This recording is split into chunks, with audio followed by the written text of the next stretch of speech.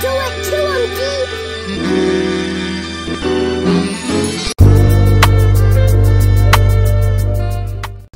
Alright, welcome back to Relatively Conscious. My name is Tony Brown. Irvin Bryant. Shout out to DJ for making the beat.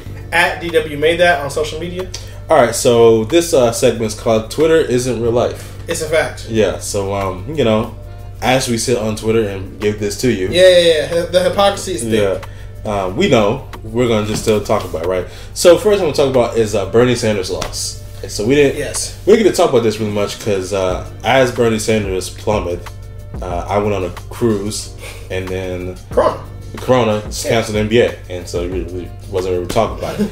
But so let's get to it, because if it was 2017, right, so right after Trump becomes president, from 2017 till 2020, before voting started, who would you put your money on to win the Democratic primary?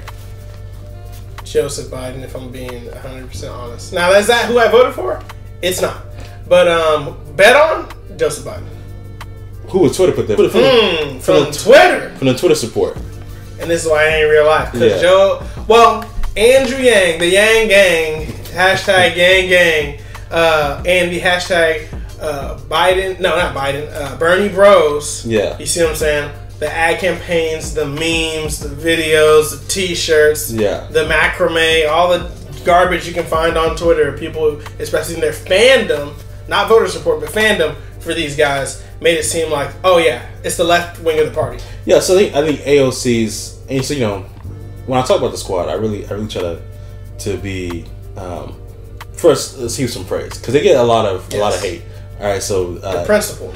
There's 4 principal women who are leading in charge that many other politicians just haven't done. Right, so they politicians who have come up in that same vein have stepped away from it when they got to part of making legislation. Right, so AOC, every time she speaks and talks to people at a House session, she knows what she's talking about. Absolutely. Ayanna Pressley knows what she's talking about. Ilhan Omar makes us talk about Israel. Makes us have a difficult conversation, right? Man, despite getting thoroughly berated every time she brings it up. But, you know, so praise done. So they're doing their thing. Yeah, doing their thing, right? But if after their wins in 2018, I felt like Twitter really told us this is the Democratic Party now. This is the wave that's coming through. To quote Alexandria Ocasio-Cortez on Twitter, new party, who dis? Yeah, who dis, yeah. And I feel as if Bernie's numbers in 2016, they're very good. So he got a very high percentage of the vote compared to what he did this time, right? Yes. So, of course, it's more fragmented, right? But let's just kind of put it this way. Buttigieg wins Iowa. Bernie comes in a close second. Bernie takes Nevada, and then we go to South Carolina. After we go to South Carolina and Biden wins South Carolina, it's a rout from that point on. So compared to in 2016 when Bernie's winning states left and right, Bernie's support on the actual voting tally seems less than what it was. And it is less. Yeah, it is less than what it was in 2016. And it's not, you know, I question whether it's Warren supporters taking some support from Bernie. I think they're two separate types of I don't believe Warren would. I mean, there's got to be some crossover. There just naturally is. But Warren did not. She's not the cause of that loss. Yeah, I think that loss. So some people on Twitter would say that the loss was because the moderates coalesced around Joe Biden. I don't believe that's true either, because it can be, but because that's not the root of the issue. So, like with Warren, there is crossover, and probably more crossover between Biden and Bernie, which doesn't make sense if you understand how they ran their campaigns early in the primary. Why is that? Why would someone cross over so far ideologically? Well, because for really, I feel as if I feel like some people felt like they liked Bernie, right? But when it came in time for we got to vote somebody to vote, right? They had to go with someone else practical. So you're saying the electability argument? Yeah. And Tony's being nice and tiptoeing around it. You know, not to hurt your feelings, but y'all are sexist. Yeah. Okay. Because when Hillary Clinton is, you know, she still won, right? She still was the candidate, and the campaign was far from flawless, and she's got a, you know, complicated past. But when a more suitable, white-haired, white gentleman, right, who is as close to Hillary Clinton as we're going to get this go around, arises, Bernie's support vanishes because a lot of people were more comfortable voting for the male in 2016, and now we've got a male who basically has a comparable resume to Hillary Clinton, and it's a shield. Yeah, or they voted for Buttigieg, right? So they were willing to vote. They didn't want to vote for Hillary Clinton for sexist reasons, and so they weren't going to vote for Joseph Biden, but they wanted to vote for Buttigieg, Iowa. Buttigieg wins Iowa, right? And I've always thought Buttigieg's support was a joke, to be honest with you, right? So really, at the end of the day, I think the 2020 primary, Biden is the Twitter isn't real candidate. Yeah, right? He proves the thesis that Twitter isn't real because, I spent some time on Twitter, and I could have sworn that they would have performed the left wing of the Democratic Party, Bernie and Yang still knew, still would have performed better than he did, and I thought Bernie would have performed as well, if not better than he did in 2016, based on the popularity. But due to the crossover of voters from one candidate to another, due to the sexism factor that we kind of forget about in 2016, that it's always present, especially in the general election, and one that we kind of skipped over is the inactivity of the Twitter demographic. I mean, millennial and Gen Z mainly, right? We don't vote like we should. Black and brown, so that's where Bernie and Yang kill it in different numbers respectively when we're talking about race versus class. But our age group, that's their age group. Yeah, and we don't vote enough you want to vote in enough blocks to make a real dent in it, right? Right. So, Sacramento's on lock. Yeah. Wow, excellent, great. You blow my mind. You know what I'm saying? But where are you in Amarillo? Where are you in Nebraska? Where are you in the Dakotas? I mean, we got red states popping up everywhere. And you didn't show up. We didn't show up for the far left or the middle left in 2016. And then when it came to changing the game and let's go for the bold choices, let's go for something that's going to be systematically, structurally different. When it came to put the step into that, to dismantle the structure with our hands, with our votes, weren't there. Yeah, all right, so next is going to pivot to Black Lives Matter, right? So, this is we've done this critique before, right? Yes. So, but I want to do it again because Austin just passed legislation to cut the police budget by 1/3, right? Austin, Texas. So, the problem I think is we're having, because that became a whole hoopla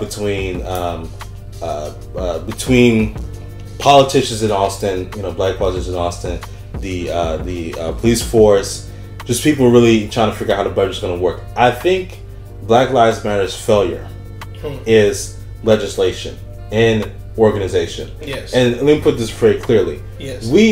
Twitter, and what we love to idolize is the radical people, right? So we love the berets of the Black Panther Party, right? Yes. We love the shotguns, right? We love the picture of Malcolm X sitting outside the window holding the AK. He was looking for black people.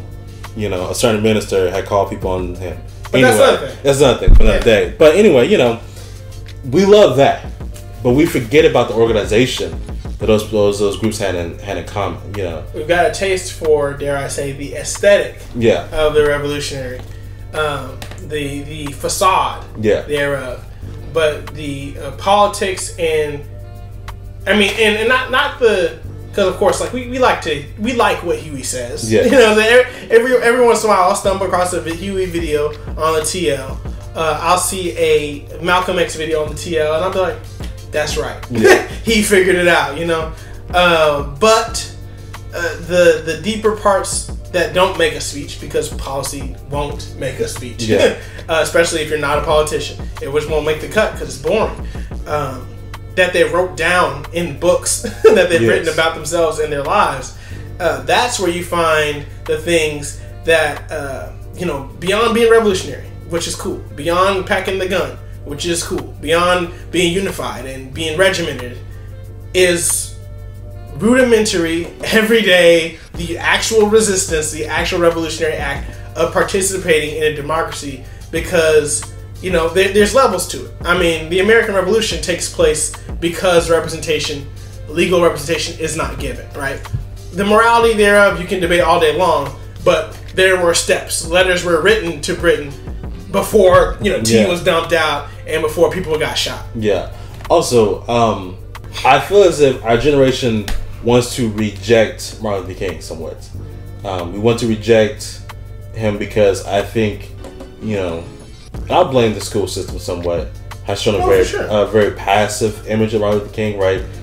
We don't get to see the fiery Martin Luther King or the okay, where do we go from here? Martin Luther King, right? Yeah. So we don't get to talk about the Poor People's Campaign, Martin Luther King, right? So we really don't even get into the Reverend Martin Luther King, who is a Baptist minister. I don't want to confuse his doctrine and his denomination, but one who flirted with liberation theology, one who was far removed from the traditional Baptist teachings, and was far more concerned with, you know, addressing people's concerns. Like, sure, the hereafter is important, but what about now? Because I'm here now, right? And so when you have all these, you know, sanitized images of a revolutionary, in for all intents and purposes, and we've fallen in love with the aesthetic of the other end of the spectrum from the sanitized view. We've got this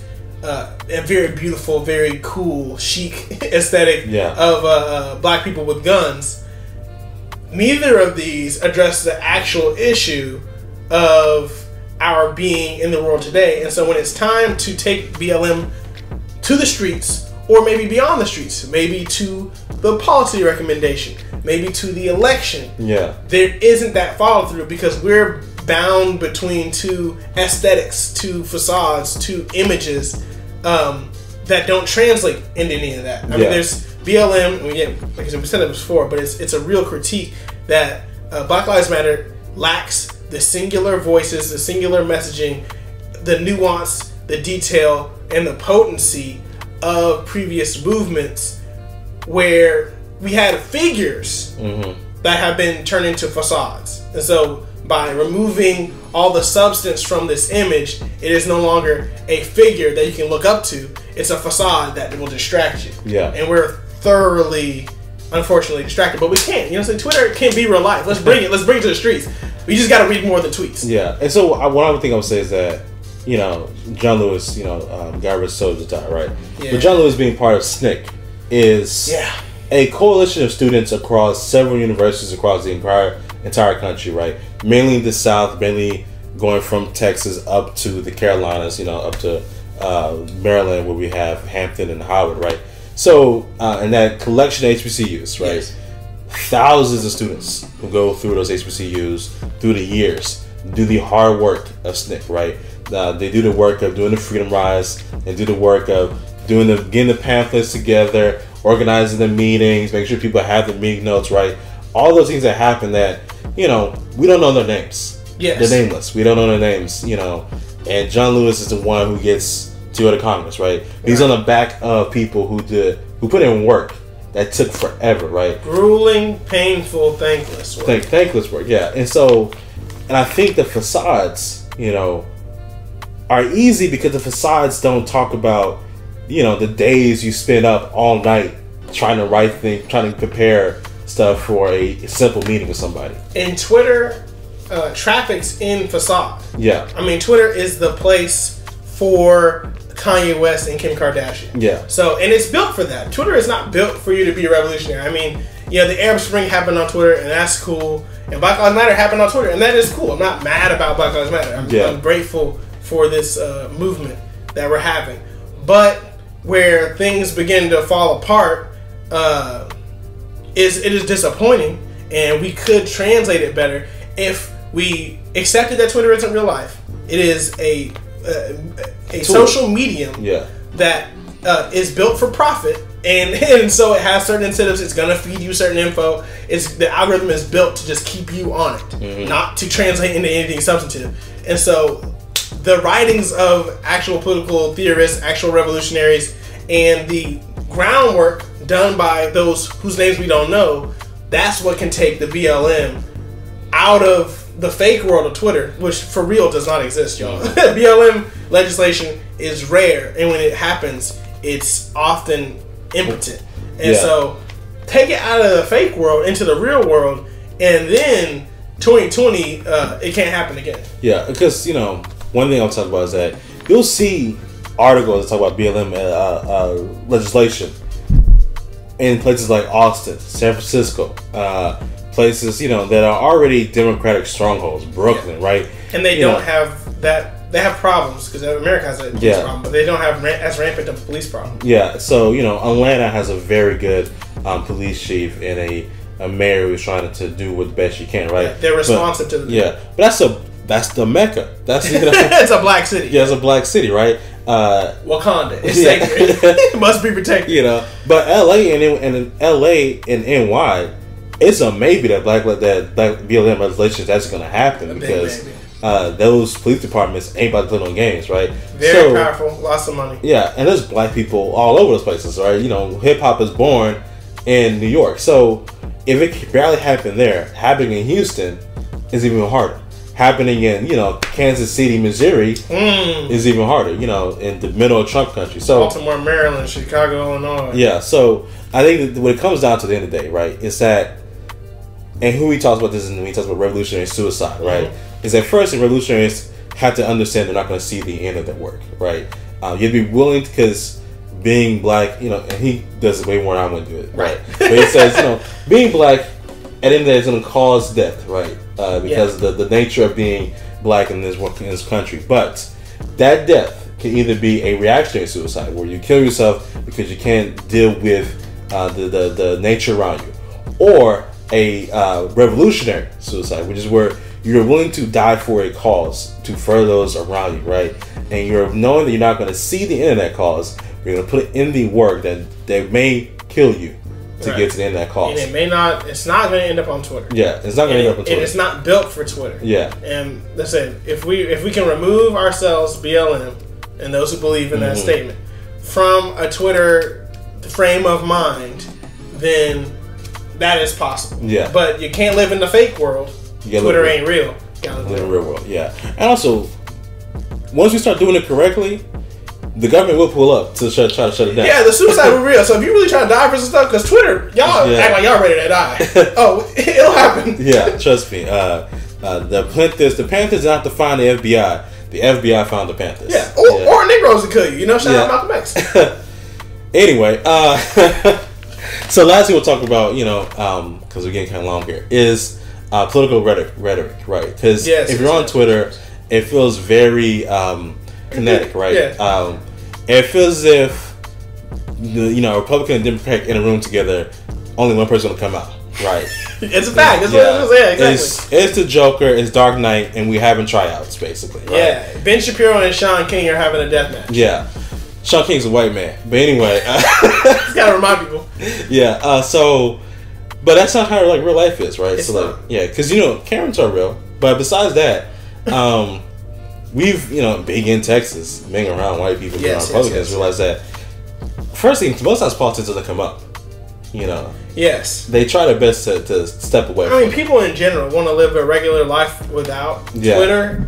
Just in everything. Yeah. And a lot of people aren't on it, and so I just want to feed my children. And which is what the root of politics is like who gets to feed their kids and how much. Yeah. But when it all comes down to everyday life, going to work, and it's easy, living in PV, which is just nothing but black people. Yeah. And Prairie View, that is, Prairie View A&M University. And then living on Twitter, one can think, okay, so I'm around young people all the time. These are the ideas, and we're angry, and we're mad, and we can't stand it anymore. Mm-hmm. And then I can see Ben Shapiro, and that's the other guy. I don't interact with the other guy because I live in a black place, and I live on black Twitter. And so I see the Ben Shapiro, and I'm like, dude, how can you be this way, Tucker Carlson? I can't fathom it. and that's the other side, right? That's what the. I mean, obviously they're the ones contesting me, you know. But then I left Prairie View, and I went to work for a New Life Christian Community School, and sure there was a Karen on staff, okay, you know. But the rest of my coworkers, white women, mothers, you know, working every day just like me, trying to teach 5-year-olds how to read, right? And you know, politics were definitely different. You know, when it snuck in, it wasn't. We weren't in agreement. Yeah. But on the everyday, we got a common goal, and though we disagree on how to get there, we all just want to feed our kids. It's not rocket science. You know, I would say the military is probably the place that taught me this the most, right? Because at the end of the day, you know, I had a couple people who I started with who, you know, I probably think are bona fide prejudice, right? Oh, yeah. You know, some of them are bigots, but at the end of the day... Not even all lives matter. Just shut up. Yeah. But I'm going to watch his back and he's going to watch mine, you know? And so, it's weird, you know, it's not to like say that, you know, everything's rosy or on the up and up, right? It's really not. Yeah. But it's the racial reckoning of 2020 is long overdue. Yeah. But it's to say more so that, like, the impasse is not so great. Because if I was to read and listen to you know, the comments of AOC, comments of Ilya Omar or Ayanna Presley, and then listen to Fox News, Tucker Carlson, who is a boat shoe kind of life. Shout out John Oliver for that joke. Or, you know, Sean Hannity. I would feel like there is a Grand Canyon gap in between the two, right? Right, because those, like on Twitter, are profitable images where the extremity, like it's a car wreck. Like people rubberneck all the time in this freaking city, and you can't get anywhere. Not because there was an accident on the street that you're traveling on, because everyone wants to slow down and look at the accident running the opposite direction. Yeah, and you know, in the same way on Twitter, you know, it'll slow down the traffic. We won't get to the next, you know, destination, the next idea. Like, let's push it on, people. Okay, I'm aware that Karens exist. Do film them. It is funny, but our kids cannot go to school. So let's let's solve some issues with Corona. Let's move forward to addressing another thing. And yeah, you can really, it's just easy to get stuck if you believe that Twitter is your life. But remember that it ain't. Yeah, and also, it's probably better that it's not. Oh. It's a blessing. It's a blessing, especially because ignorant voices be amplified. Yeah, the algorithm really loves ignorance. You know, Charlamagne the God. I never run into a Charlamagne the God in real life, unfortunately, and I'm glad. You know. Yeah. All right, my name is Antonio Brown. Irvin Bryant. This is the Kind of Podcast. See you guys soon. Do it to him,